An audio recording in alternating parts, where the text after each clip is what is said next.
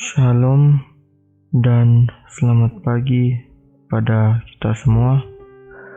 Tajuk renungan harian kita pada pagi ini ialah seperti pohon yang ditanam di tepi aliran. Sebelum itu, mari kita bersatu dalam doa. Bapa kami yang bertakhta dalam kerajaan surga, kami mengucapkan terima kasih atas kesempatan yang sedang Kau berikan kepada kami untuk sekali lagi mendengar renungan firman-Mu. Biarlah Engkau menyertai kami dengan Roh Kudus-Mu, ya Bapa, agar kami dapat memahami renungan pelajaran yang akan disampaikan sebentar nanti. Terima kasih karena sudah mendengar dan menjawab doa ini. Dalam nama Yesus kami serahkan doa ini. Amin. Ayat inti kita pada pagi ini terdapat dalam Mazmur 1 ayat 3 yang menyatakan, "Ia seperti pohon yang ditanam di tepi aliran air." Mazmur 1 ayat 3 ialah salah satu ayat yang paling mengejutkan dan indah dalam seluruh Alkitab. Sangat aneh karena setelah berbicara tentang kata-kata manusia dalam ayat pertama dan kata-kata Tuhan dalam ayat kedua, sekarang topik telah berubah sepenuhnya dalam ayat ketiga dan berbicara tentang bagaimana manusia adalah seperti pohon. Ayat itu juga menyatakan bahwa ia, yaitu orang yang kesukaannya ialah Taurat Tuhan, dalam ayat kedua adalah seperti pohon yang ditanam di tepi aliran air. Idea yang disampaikan dengan jelas di sini ialah pohon ini yang sangat berbuah banyak dan subur menjadi produktif hanya karena satu perkara, yaitu air.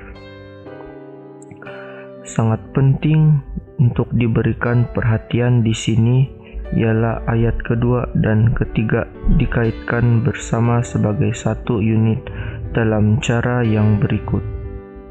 Seperti mana orang dalam ayat kedua merenungkan firman Tuhan siang dan malam untuk disuburkan dengan rohani. Pohon itu harus mempunyai air yang mengalir di akar pohon siang dan malam untuk berbuah banyak. Sama seperti pohon yang tanpa air akan layu dan mati, demikian jugalah yang akan terjadi kepada mereka tanpa firman Tuhan. Sesuatu yang menarik di sini ialah perkataan untuk aliran air dalam ayat ketiga, bukanlah aliran yang berlaku secara semula jadi, tetapi merupakan parit pengairan yang harus digali dengan sengaja untuk air yang memberi kehidupan itu boleh sampai ke akar pohon setiap masa. Pelajaran di sini adalah sangat jelas. Setiap kita harus dengan sengaja membawa air kehidupan daripada firman Tuhan ke dalam hidup kita dan merenungkan air kehidupan itu.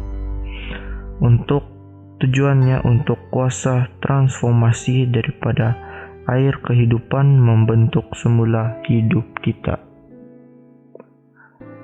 Antara sebab yang tersembunyi mengapa orang Kristen lemah secara rohani adalah karena mereka hanya minum satu minuman yang baik pada hari Sabat sahaja dan mengharapkan minuman ini sudah cukup untuk sepanjang minggu dan sepanjang hari.